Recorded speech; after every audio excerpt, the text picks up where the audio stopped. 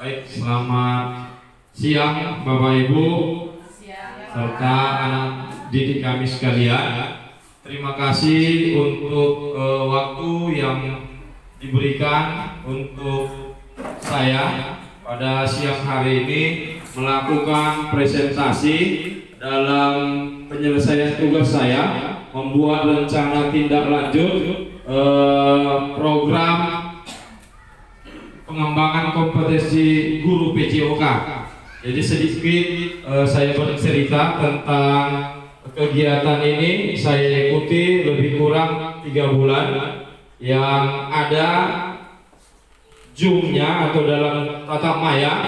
Kemudian lebih kurang 7-8 hari kami mengikuti luring atau tatap muka di Medan kemarin di BPPPLP Medan. Jadi pada saat ini saya berterima kasih kepada Ibu Kepala Sekolah yang sudah mengizinkan saya untuk melakukan kegiatan diseminisasi atau sosialisasi tugas saya ini di sekolah kita ini, terkhusus bagi rekan-rekan guru yang berada di komunitas belajar Kombel, komunitas belajar sekolah guru maju bersama.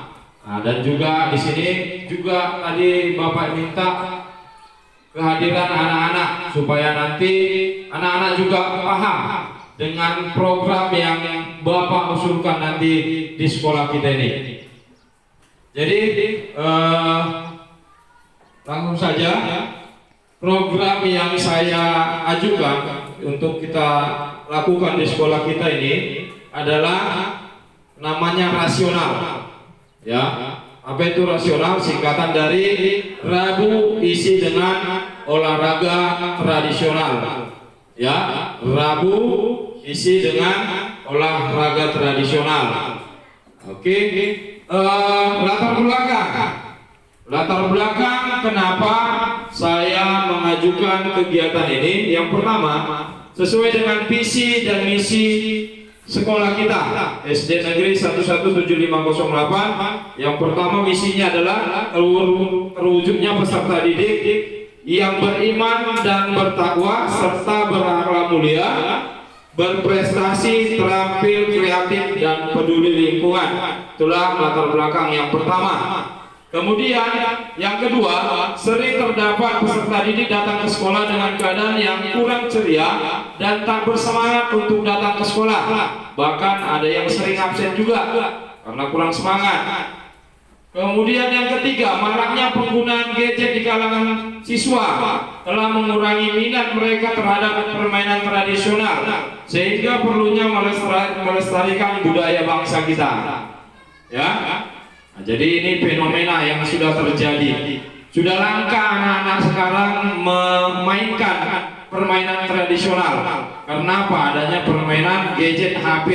Jadi lengket terus ke HP-nya. Ya. Jadi itu mengakibatkan juga malas gerak. Apa istilahnya Rizky? Mager, ya kan? Cuman duduk main game. Jadi kita tidak bergerak. Sedangkan kita harus mempunyai tubuh yang bugar.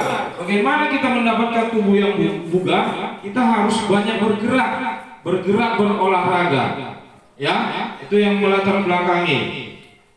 Kemudian yang keempat, di dalam tubuh yang sehat terdapat jiwa yang sehat. Jadi kalau udah tubuh kita bergerak sehat, maka pikiran kita juga akan fresh, segar, fokus.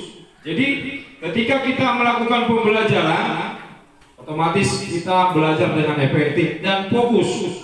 Ya, tidak ngantuk-ngantuk, tidak main-main, tidak mendengarkan gurunya sedang menjelaskan. Ya, itu dia. Kemudian minat berolahraga peserta didik di sekolah kita tinggi. Ya, di sini juga Bapak lihat suka berolahraga.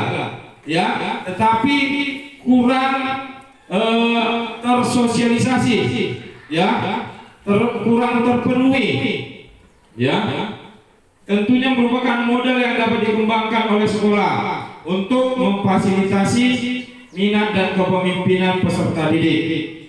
Ya, jadi dengan adanya minat anak yang Bapak lihat selama ini suka berolahraga, mungkin dengan kegiatan ini bisa memfasilitasi anak-anak dalam kegiatan olahraga tradisional.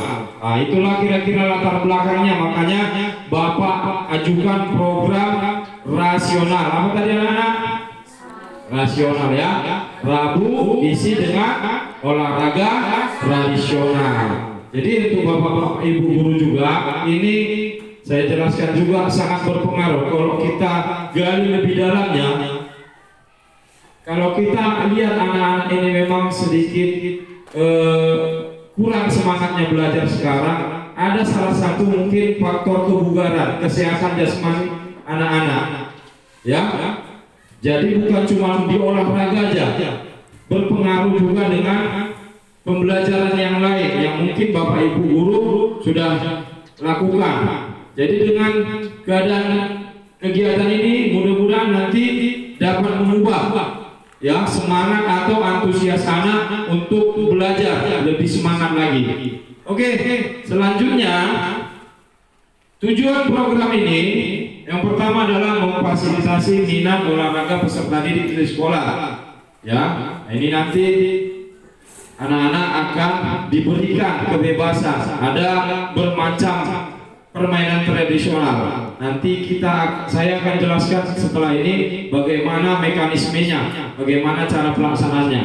Ya, jadi tujuan yang pertama memfasilitasi anak-anak untuk berolahraga.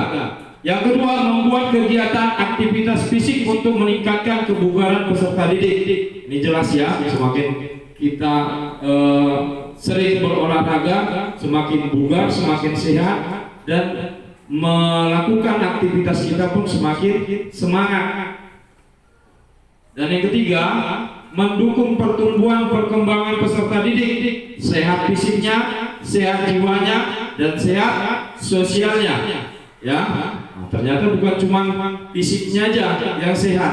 Tadi udah jelas ya, mensana in corpore sano, di dalam tubuh yang sehat terdapat jiwa yang sehat, ditambah plus sosialnya. Karena di dalam permainan tradisional itu sosialmu dengan kawan-kawanmu, kamu akan dipupuk rasa kerjasama lah, ya kemandirian lah, gotong royong lah. Nah, di situ jiwa sosialnya. Tidak ada nanti di sana rasa egois mementingkan diri sendiri. Jadi di dalam permainan tradisional nanti akan dipupuk rasa kebersamaan. Kemudian 4, karakter building, membentuk karaktermu sesuai dengan profil pelajar Pancasila. Ya, belajar Pancasila, beriman dan bertakwa pada Tuhan yang Esa dan berakhlak mulia, berkebinekaan global, gotong royong mandiri, kreatif dan bernalar kritis. Jadi disitulah nanti dibentuk karakter anak-anak. Ya, contohnya nanti ada permainan gobak sodor. Ada gobak sodor yang tahu? Nah, di situ apa kira-kira karakter yang dibentuk? Kerjasama, ya, mandirinya juga ada, ya, dan permainan-permainan yang lain juga. Jadi di dalam kegiatan permainan olahraga tradisional itu akan dibentuklah karaktermu. Dan yang kelima, menjadi pembiasaan untuk hidup sehat dengan berolahraga dan mengurangi waktu bermain HP. Jadi kita mulai dulu dari di sekolah, waktunya nanti akan Bapak sampaikan. Setelah kegiatan ini, tujuannya mudah-mudahan anak-anak di lingkungan sekitarnya juga nanti akan menerapkan seperti itu, banyak bermain, ya, mengurangi bermain HP-nya, ya, jadi banyak bergerak. Bisa bermain HP, tidak dilarang, tetapi dikurangi, perbanyak berolahraga supaya tubuhnya sehat, ya. Oke, itu dia tujuan program ini. Selanjutnya, nah ini dia capaian, langkah-langkah dan hasil yang diharapkan untuk setiap tujuan.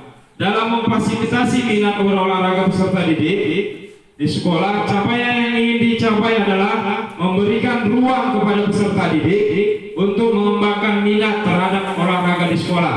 Itu tadi jelas di tujuan kita ya, memfasilitasi anak-anak untuk bergerak berolahraga. Jangan vakum karena gadget, malas, mager bergerak. Ya. Kemudian langsung yang kedua, dalam membuat kegiatan aktivitas fisik ini, warga sekolah untuk meningkatkan kebugarannya, di sini nanti Bapak Ibu akan menanyakan ya kepada peserta didik aktivitas apa yang kamu sukai ya tentang permainan tradisional. Itu kan banyak nanti ya, ada main apa namanya, main batu itu, nah gate, main gobak sodor, main petak umpet, main pecah piring, main enggrang, banyak lagi yang sebenarnya ya kan, pasti udah banyak yang lupa kan, udah jarang dimainkan kan. Nah itu nanti, jadi yang pertama nanti akan dibuat contohnya entah angket pada anak-anak untuk menanyakan pendapatnya apa yang permainan yang disukai. Kemudian di sini ada memilih anak-anak setelah nanti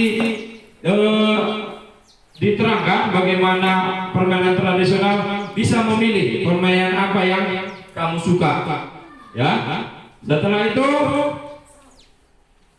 anak-anak bisa juga membawa perlengkapan peralatan yang mungkin ada di rumahnya untuk dibawa kemari, entah karet kah ya, main lompat karet kan ada juga, nah boleh, entah ada bola kastinya juga boleh ya. Jadi ada rasa kepemilikan di anak-anak masing-masing.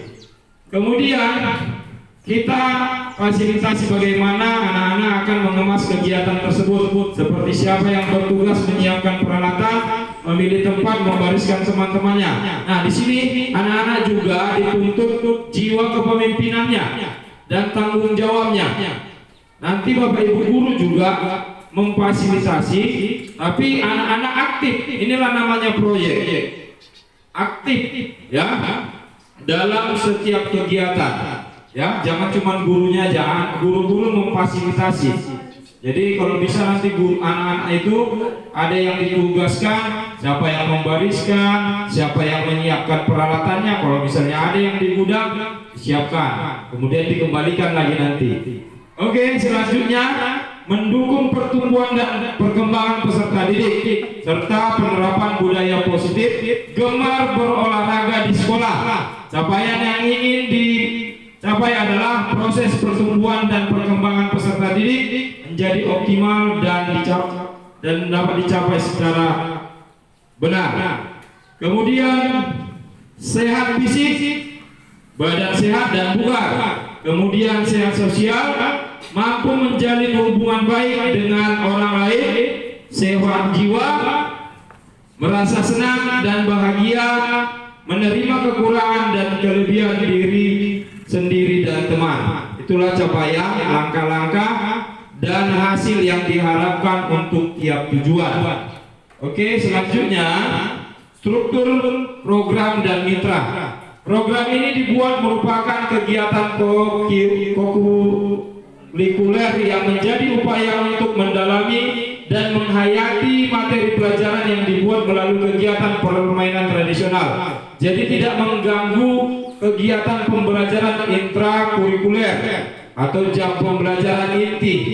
Makanya dibuat di hari Rabu 15 menit sebelum memulainya pembelajaran.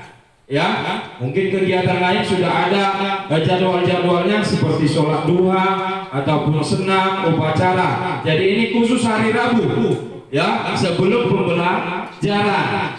Ya, makanya dibilang kegiatannya kurikuler.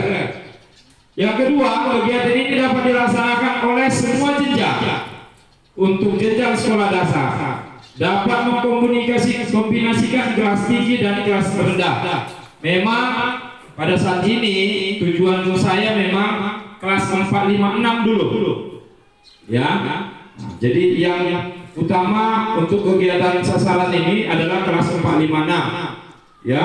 Jadi kalau kelas 1, 2, 3 aja, nanti untuk sebagai memperhatikan dulu kegiatan yang dilakukan oleh kakak-kakak kelasnya, supaya mereka mendapatkan pengalaman dari kakak-kakak kelasnya, memimpin kegiatan berkolaborasi, juga aktif bergerak untuk memperkuat kemampuan gerak dasar, ya. Jadi kita mulai ya dari kelas 4, 5, 6 dulu nanti. Kalaupun memang berkelanjutan bisa semua, baru bisa kita lanjutkan nanti semuanya dari kelas 1 sampai kelas 6. Di sini nanti saya mengajukan penanggung jawabnya Ibu Kepala Sekolah, untuk koordinator lapangannya Guru PJOK saya sendiri, kemudian komunitas belajar sekolah, guru-guru yang ada di sekolah kita, baik guru kelas 1 sampai kelas 6 dan juga guru bidang studi, untuk menjadi fasilitator.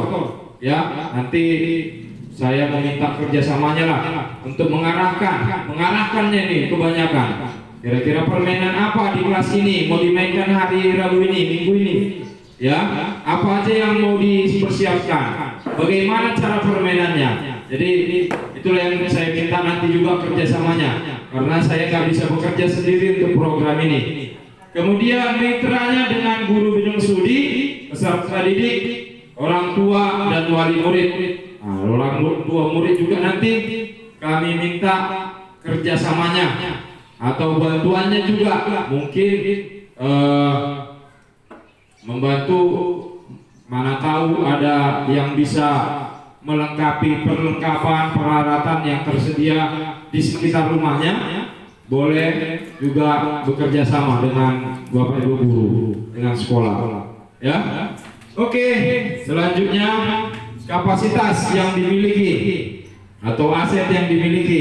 Jadi kalau mungkin selama ini kita berpikiran aset adalah uang atau harta, ya. Jadi di sini kami belajar aset itu bukan cuma bentuk uang atau harta. Jadi ada 7 ini aset kita. Aset manusia yang pertama itu ada kepala sekolah, ada guru kelas, guru bidang studi, peserta didik, dan orang tua atau wali murid. Ya, itu asetnya yang bisa mendukung kegiatan kita ini. Kemudian yang kedua, aset sosialnya ya kerjasama, ya, kerjasama dengan wali murid atau komite sekolah. Kemudian yang ketiga, aspek fisik. Aspek fisik ini kita punya lapangan yang luas, kemudian sarana, prasarana atau peralatan yang cukup memadai, ya. Mungkin sedikit aja yang perlu dilengkapi, tapi sejauh ini peralatan kita saya nilai masih cukup lengkap, ya. Kemudian aspek politik, ini kebijakan kepala sekolah yang mendukung dalam kegiatan ini. Bagaimana nanti arahan dari Ibu Kepala Sekolah dalam mendukung kegiatan ini. Kemudian aspek agama atau budaya bangsa Indonesia dengan berbagai permanen tradisional yang mungkin sudah kita tahu, atau mungkin nanti bisa sama-sama kita eksplor kembali apa saja jenis-jenis permainan tradisional yang sudah ada di Indonesia, di bangsa kita. Kemudian aset dari lingkungan atau alam, lingkungan sekitar sekolah yang majemuk dan heterogen, ya, dan dikelilingi oleh perkebunan sawit yang luas yang menciptakan suasana yang lebih sejuk, ya, dan asri. Kemudian yang ketujuh, aset finansial. Ini finansial berhubungan mungkin nanti dengan dana atau modal kita untuk melakukan kegiatan. Itu ada dukungan dari orang tua murid ataupun dari keuangan sekolah yang nanti mungkin bisa kita ambil kebijakannya masing-masing. Selanjutnya, rencana evaluasi. Ya, setelah nanti berjalannya kegiatan ini, tentunya pasti ada proses evaluasi. Ya, evaluasi secara menyeluruh itu dilaksanakan setelah pelaksanaan selesai. Ya, contohnya sudah selesai hari Rabu, kita laksanakan rasionalnya, Rabu isi dengan permainan olahraga tradisionalnya. Nanti semua yang ada guru ataupun fasilitator mengevaluasi pelaksanaannya, apa yang sudah berjalan dengan baik, apa yang dan apa yang harus ditingkatkan. Kemudian melihat umpan balik dari peserta didik dan orang tua peserta didik berupa kuesioner ataupun wawancara. Nanti kami akan merancang untuk kuesioner yang akan bisa dibagikan kepada orang tua juga. Apakah ada dampak yang terjadi pada anak-anak di rumah ya dengan adanya program ini? Apakah semakin giat dalam kegiatan bergerak atau masih tetap hanya kebanyakan bermain HP ya? Nah, itu dia nanti rencana evaluasinya. Kemudian yang kedua, untuk mengukur tingkat kebugaran jasmani menggunakan TKJI, tes kebugaran jasmani Indonesia. Jadi di sini ada norma-norma tesnya nanti yang digunakan untuk mengukur tingkat kebugaran jasmani anak-anak. Ya, jadi di pelajaran PJAS juga memang sebenarnya sudah ada. Ya, item-itemnya, kemudian normanya, bagaimana yang dikategorikan sudah baik atau masih kurang tingkat kebugaran jasmaninya. Yang ketiga, mendokumentasikan proses kegiatan bermain peserta didik berupa video dan foto. Jadi setiap kegiatan kita dokumentasikan. Nanti kita akan lihat dari video atau pelaksanaan yang sudah dilakukan, apakah sudah berjalan dengan maksimal atau belum. Kemudian mencatat hasil pengamatan tentang kebiasaan bekerja sama dalam tim. Ya, nanti setiap kegiatan nanti Bapak Ibu guru akan mencatat, mengamati hasil kegiatannya. Apakah berjalan dengan baik, apakah dalam tim itu sudah bekerja sama dengan baik. Kemudian selanjutnya kemungkinan tantangan yang terjadi pada kegiatan ini. Yang pertama adalah cuaca. Yang saat terjadi cuaca buruk atau hujan deras, kegiatan ini ditunda dalam pelaksanaannya. Jadi tidak bisa kita paksakan. Kalau hujan deras ya mungkin minggu depannya baru kita lanjutkan lagi. Kedua, kegiatan sekolah yang bentrok. Nah, seperti ini kadang kita tidak bisa memastikan. Ada saja kegiatan atau hal-hal yang di luar agenda sekolah kita. Contohnya mungkin pelaksanaan ANBK atau kegiatan-kegiatan lain. Ya, terpaksa kalau ada kegiatan seperti itu kita harus pending dulu untuk minggu yang akan datang. Kemudian tantangannya di sini adalah mengevaluasi dan meminta umpan balik. Di sini memberikan evaluasi yang efektif dan memberikan umpan balik yang konstruktif kepada peserta didik. Ini juga menjadi tantangan bagi pelaksanaan ini. Ya, karena kalau kita tidak bisa mengevaluasinya dengan baik nanti dan memberikan umpan balik, ya kegiatan itu nanti konstan, tidak berjalan dengan baik, gitu-gitu aja, monoton. Jadi kalau misalnya sudah selesai kegiatan, kita harus bisa mengevaluasi di mana titik-titik yang memang harus diperbaiki, harus mana yang akan dikembangkan kembali agar kegiatan-kegiatan selanjutnya lebih asik, lebih kreatif dan menyenangkan bagi peserta didik. Itu dia ya kemungkinan tantangan. Kemudian timeline. Kegiatan ini, program ini direncanakan akan mulai dilaksanakan pada awal bulan September tahun 2024, minggu pertama setiap hari Rabu 15 menit sebelum pembelajaran dimulai. Ya, jadi nanti di akhir bulan ini mungkin, karena mungkin kegiatan 17 Agustus ini, setelah kegiatan ini mungkin sudah mulai ada seperti yang saya bilang tadi, angket atau kuesioner tadi, ya, atau wawancara langsung kepada anak kami, ya. bagaimana permainan tradisional, apa yang mau dilakukan, apa yang lebih menarik, dan juga kerjasama dari orang tua untuk kegiatan ini. Kemudian pada akhir semester akan diadakan SEM. Apa itu SEM? Sport Education Model, yaitu perlombaan olahraga tradisional di sekolah antar kelas.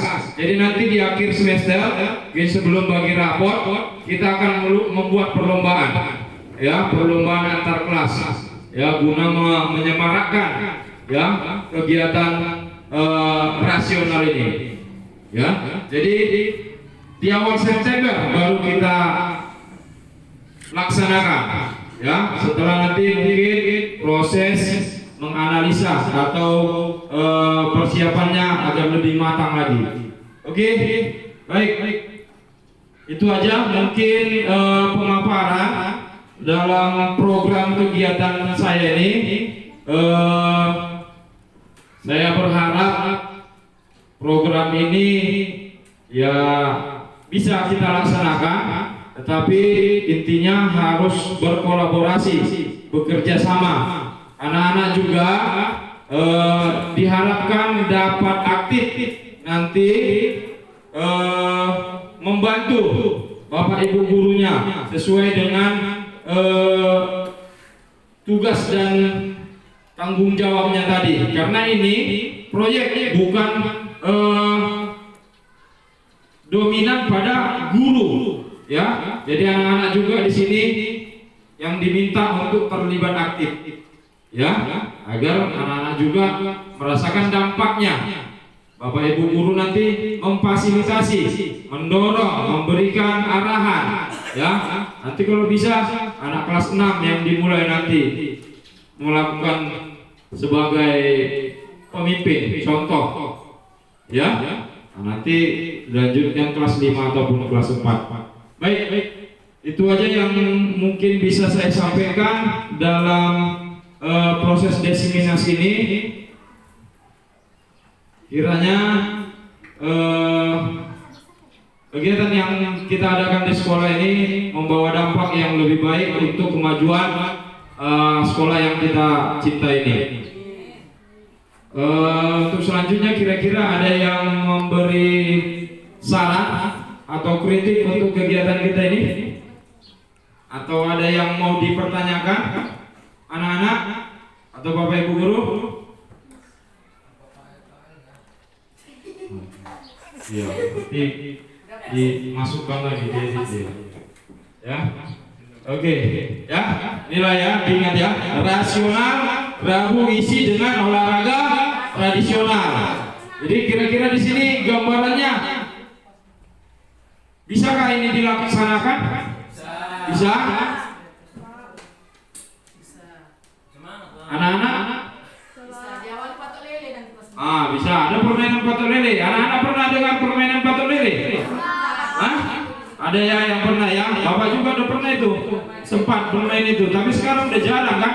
Pakai kayu, ada yang panjang, ada yang dipatahkan lagi, lubang kecil, dilambungkan, pukul, ya kan? Ada yang pernah bermainin itu? Sebagian belum ya, sebagian udah ya. Itu lagi nanti kita gali, ya. Kita gali, kita eksplor permainan tradisional yang ada di Indonesia ini. Ya, intinya nanti bebas anak-anak memilih permainan apa yang kamu mau mainkan, ya. Tapi nanti kalau bisa ada juga kelompoknya, jangan cuma dia aja sendiri. Contohnya main patok lele sendiri aja kan, ya nggak mungkin, ya. Ada kelompok-kelompoknya. Oke, itu aja yang bisa saya sampaikan.